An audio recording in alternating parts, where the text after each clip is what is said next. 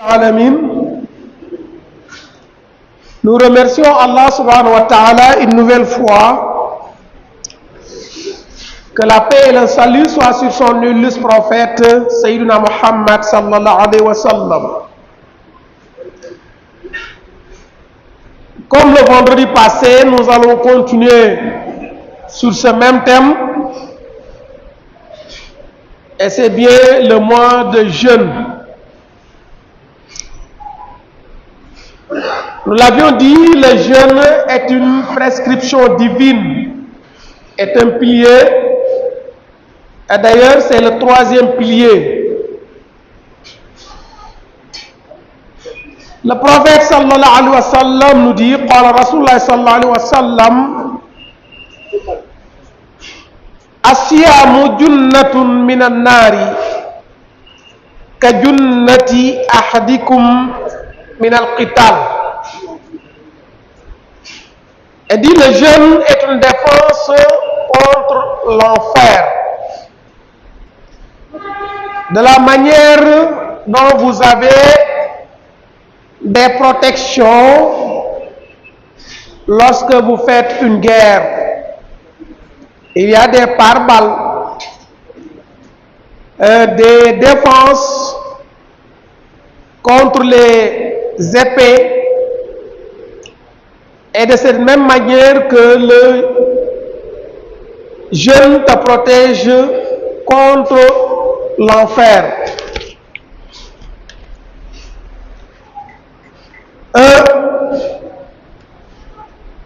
Le prophète dit, man sama yawman fi sabilillahi zazaha Allahu wajhahu anin nari bidhalika al-yawm 70 kharifan.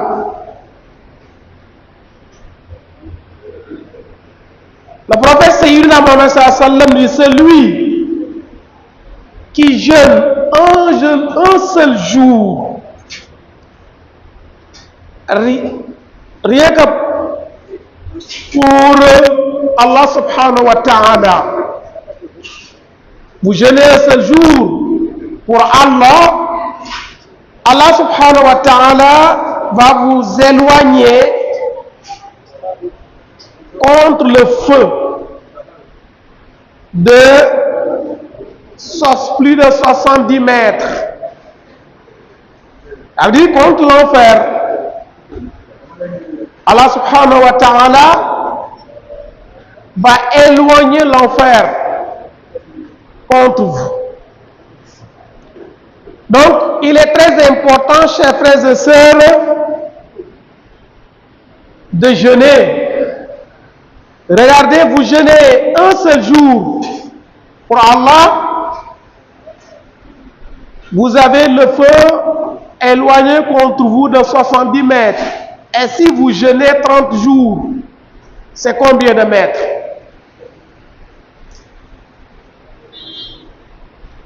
Le prophète sallallahu alayhi wa sallam nous dit, inna as-sa'ima ou inna lis-sa'imi inda fitratihi da'watun la turaddu. Le prophète nous dit, le jeûneur a une prière exaucée. C'est-à-dire la prière du jeûneur est exaucée par Allah subhanahu wa ta'ala turaddu. Sa prière ne sera point rejetée. Voyez comment il est important, chers frères et sœurs, de jeûner le mois béni de Ramadan. Toujours, Sayyidina Muhammad nous dit, inna fil jannati baban yuqalu lahu rayyan yadkhulu minhu as-sa'imuna yawm al-qiyamah la yadkhulu minhu ahadun ghayruhum yuqalu ayna as-sa'imun fayaqumun la yadkhulu min ahadun ghayruhum fa idha dakhalu ughliqa فلم يدخل منه أحد. Sayyidina Muhammad nous dit, sallallahu alayhi wa sallam, au paradis, il y a une porte qu'on appelle Rayyan. Et seuls les jeûneurs vont passer dans cette porte pour accéder au paradis le jour de la résurrection. Seuls les jeûneurs. Donc, pour accéder au paradis, les jeûneurs vont passer par cette porte qu'on appelle Rayyan. Et aucun musulman, aucune personne qui ne jeûnait pas, ne va pas franchir cette porte. Donc, il y aura une voix qui va les appeler. Où sont les jeûneurs? Et ils vont se lever. Donc, ils passent dans cette porte pour accéder au paradis, pour entrer au paradis. Voyez comment il est important, chers frères et sœurs, de jeûner. Car lorsque vous jeûnez, vous allez avoir le paradis. Le prophète nous dit, إذا جاء رمضان فتحت أبواب الجنة وغلقت أبواب النار وصفدت الشياطين. Pendant le mois de Ramadan, toutes les portes sont ouvertes. Le prophète nous l'a dit. Lorsque le Ramadan arrive, on ouvre toutes les portes du paradis et on ferme celles de l'enfer. Et le Satan est attaché. Allahu Akbar. Pendant le Ramadan, on ouvre les portes du paradis. Qu'est-ce que tu comprends par là? Ça veut dire toutes les actions qui te font rentrer dans le paradis sont faciles. Voyez, les gens respectent les prières, les gens jeûnent, lisent le Coran, participent à des assises coraniques, font des prêches, des longues prières nocturnes. Donc, vous voyez, et lorsque vous accumulez toutes ces actions, ça vous facilite une rentrée au paradis. Voilà pourquoi on dit toutes les portes du paradis sont ouvertes. Et pendant ce mois jeûne, pendant ce mois béni de Ramadan, toutes les conneries sont abandonnées.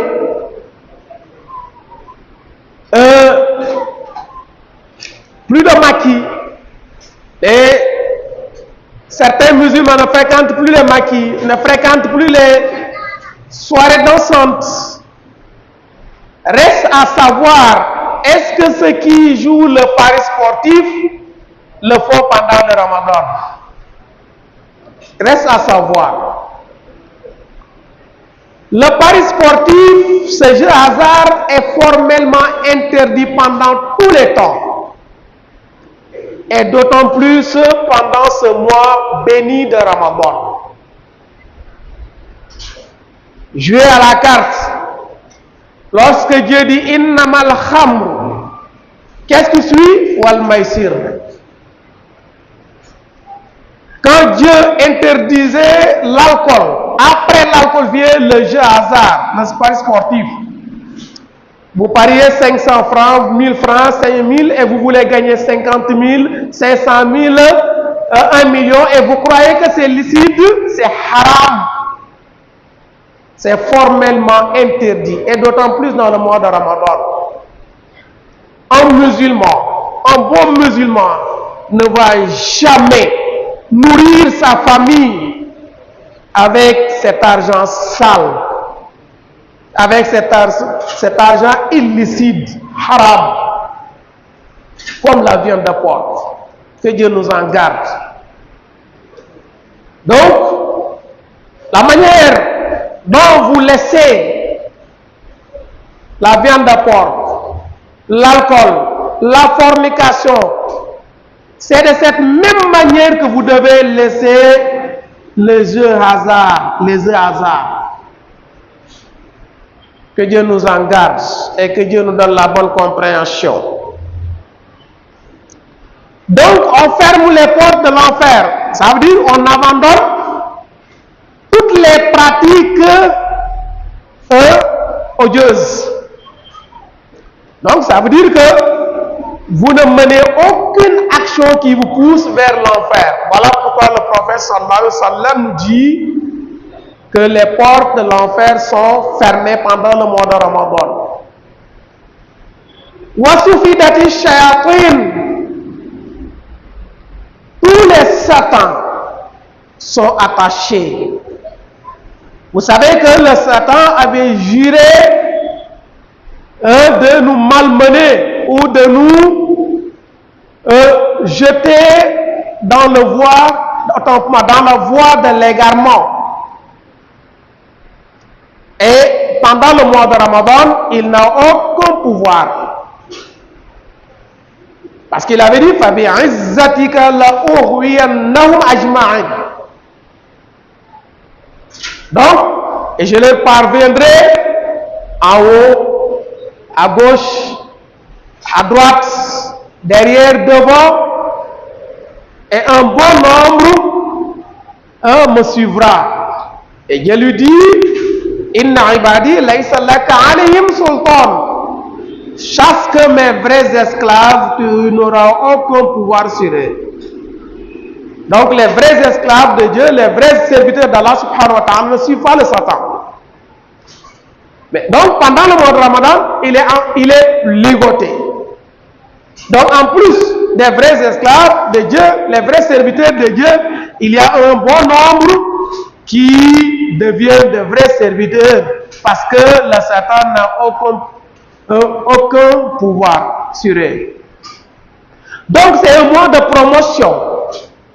Ce mois béni, il faut beaucoup s'en profiter. Et c'est dans quelques jours. Voilà pourquoi, chers frères et sœurs, le prophète nous dit لو تعلموا أمتي ما في رمضان من الخير لتمنت أن يكون رمضان السنة كلها. الله أكبر. Le prophète sallallahu alayhi wa sallam nous dit si ma communauté, la communauté musulmane, connaissait les faveurs qui se trouvent dans le mois béni de Ramadan, il souhaiterait que toute l'année soit Ramadan. Un tel mois, le 9e mois, Ramadan, le prophète nous dit, si vous connaissez vraiment les mérites qui se trouvent dans ce mois, vous allez souhaiter que toute l'année soit le mois de Ramadan béni. Parce que tout est mérite, toute action que vous faites, même ceux qui ne priaient pas 5 heures, la prière de Fajr, se réveillent. Oui. Maintenant, on se pose la question à savoir, est-ce que c'est pour manger ou pour prier? Mais quel que soit le souhait, si c'est pour manger et aller prier, vous avez le mérite. Et si c'est pour aller prier également, vous avez plus de mérite. Mais ce qui est interdit, c'est d'aller manger, c'est manger seulement et d'aller se coucher sans prier et laisser jusqu'à 8h, 9h pour prier. Donc, tout est mérite. Il y a combien d'assises coraniques dans les mosquées? Il y a combien de prières nocturnes? Et c'est là, je veux dire, à ceux qui créent des mosquées fictives, alors que la mosquée n'est pas pleine. Partout dans les avenues, dans les ruelles, on crée des mosquées. Vous voyez même des mosquées souvent qui se mélangent parce que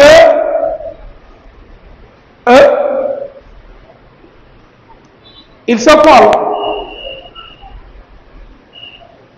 Les grandes mosquées ne sont pas remplies. Pourquoi vous créez des mosquées fictives?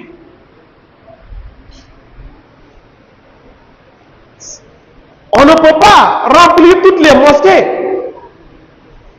Que ce soit la mosquée sénégalaise, la mosquée Djoula Avenue 8, comme on dit, la mosquée, toutes les grandes mosquées ne sont pas pleines et il y a des mosquées fictives. Pourquoi?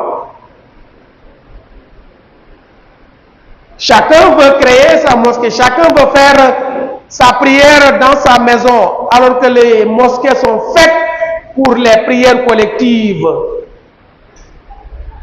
Il faut qu'on réfléchisse un peu et qu'on revienne dans les textes.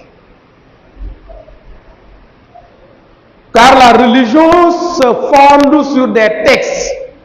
La base, c'est des textes. Toute chose que vous devez faire, vous devez donner la faveur, autant pour moi, la preuve à base d'un texte coranique ou d'un hadith. Que Dieu nous donne la bonne compréhension. Le prophète sallallahu alayhi wa sallam nous dit: Man sama Ramadan wa qamuhu imanan wa ihtisaban ghufira lahu ma taqaddama min dhanbi.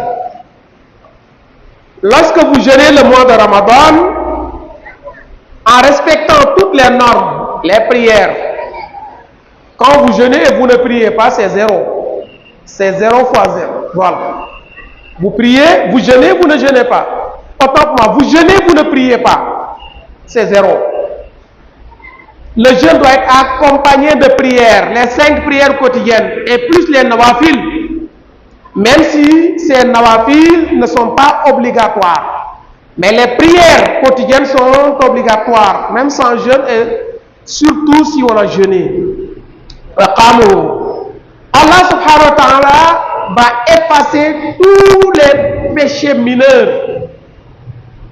Lorsque vous jeûnez le jeûne, vous respectez les normes avec beaucoup d'espérance, Allah subhanahu wa ta'ala va effacer vos péchés. Chers frères et sœurs, le prophète nous dit: Law azina Allah ta'ala lis samawati wal ardi an tatakallama la qalata bushra liman soma ramadan bil jannah. Chers frères, le prophète sallallahu alayhi wa sallam nous dit: si Allah subhanahu wa ta'ala ordonnait ou donnait l'ordre au ciel et à la terre de parler, ils vont dire une seule chose: une grande récompense attend les jeûneurs. Ou ils diront: le paradis attend les jeûneurs. Oui, voilà la seule chose que le ciel ou les cieux et la terre vont dire.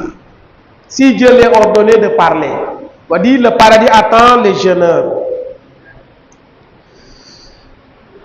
Le prophète nous dit: kullu amal ibn adama la illa sawm fa innahu li wa ana ajzi bi wa sa'imu junnatun. Le prophète sallallahu alayhi wa sallam nous dit: toutes les actions que le fils d'Adam fait, c'est pour lui. Quand vous priez, c'est pour vous. C'est pour vous. Quand vous faites un sacrifice, c'est pour vous. Toutes les actions, sauf le jeûne. Dieu nous dit: le jeûne m'appartient. À Saouli. Et c'est moi, Dieu, qui veut donner la récompense. C'est Dieu qui parle à travers le prophète. Wa ana ajzibi. Dieu dit: sans intermédiaire, je vais donner la récompense. Donc, quand vous recevez la récompense de la prière de Hajj, à travers à travers un ange. Mais pour le jeûne, c'est sans intermédiaire. C'est Allah subhanahu wa ta'ala qui va directement donner la récompense au jeûneur. Et pourquoi? Parce que Dieu nous dit As-sawmuli wa ana ajzi bi yada'u shahwatahu wa aklahu wa shurbahu min ajli. Parce que Dieu nous dit parce qu'il a abandonné ses désirs charnels. Il a abandonné sa nourriture. Il a abandonné sa boisson. Rien que pour moi. Vous passez toute une journée sans boire. Vous passez toute une journée sans manger. C'est pas facile. Et quelqu'un qui n'a pas la foi peut rentrer dans sa chambre, manger, et qui va le dire qu'il n'a pas jeûné? C'est Dieu seul qui sait. Vous pouvez prier en masse en faisant l'ostentation. Vous pouvez aller à la Mecque en faisant l'ostentation. Vous pouvez donner la zakat en faisant l'ostentation. Mais le jeûne, on ne peut pas faire de l'ostentation si on a correctement jeûné. Man nañoo ngistal ci julli, ngistal ci azaka, ngistal ci aj Makka, waaye woor boo ko defee normalement munoo ngistal de. ndax bu la neexee dugg sa néeg lekk, kan moo la gis? kenn ku dul borom bi subhanahu wa ta'ala. kon yàlla ni ki bàyyi bànneexam, bàyyi lekkam, bàyyi naanam ngir man, kooku bu ñëwee man maa koy fay sans intermédiaire. Le prophète nous dit li sa'imu farhatani yafrahu bihima di farhatun inda iftari wa farhatun inda liqa'i rabbi. Le jeûneur a deux gaietés, deux joies, deux bonheurs. Le premier bonheur, c'est lorsqu'il va rompre le carême, le jeûne. Vous avez la nourriture devant vous. C'est une gaieté, parce que pendant plusieurs heures, vous n'avez pas mangé. Mais il ne faut pas, voilà, il ne faut pas exagérer pendant la rupture. Mais c'est une gaieté néanmoins. C'est une gaieté. Et la plus grande gaieté, c'est le jour où tu vas rencontrer ton Seigneur. Parce que, imaginez comment il est beau de voir le Seigneur et de récompense en récompense des jeûnes. Allahu Akbar. Imaginez cette gaieté. Pour terminer, et on y reviendra le vendredi prochain, le prophète sallam nous dit maintenant pour jeûner, Sumu li ru'yatihi wa aftiru li ru'yatihi fa in humma alaykum faqdiru lah. Deuxième hadith, la tasumu hatta tarawu al-hilala wa la tuftiru hatta tarawhu fa in ughmiya alaykum faqdiru lah. Inch'Allah, le vendredi prochain, si Dieu nous donne la santé, la vie et la santé, nous allons démarrer avec ces deux hadiths où le prophète dit avant de jeûner, il faut voir la lune. Et Inch'Allah, commencer le jeûne et nous allons rentrer dans le jeûne. Comment se comporter également. In uridu illa islah mastata'tu. Allahumma inna nas'aluka min kulli hammin faraja wa min kulli ضيق مخرجا ومن كل عسر يسرا ومن كل فاحشة سترا وعلى كل خير سبيلا طول لنا عمرنا صحح لنا بدنا وهب لنا رشد والتوفيق يا الله ودمرا كل عادا تدربنا قبل وصولنا يا الله يا الله إن أريد إلا الإصلاح ما استطعت وما توفيقي إلا بالله عليه توكلت وإليه أنيب والسلام عليكم ورحمة الله وبركاته.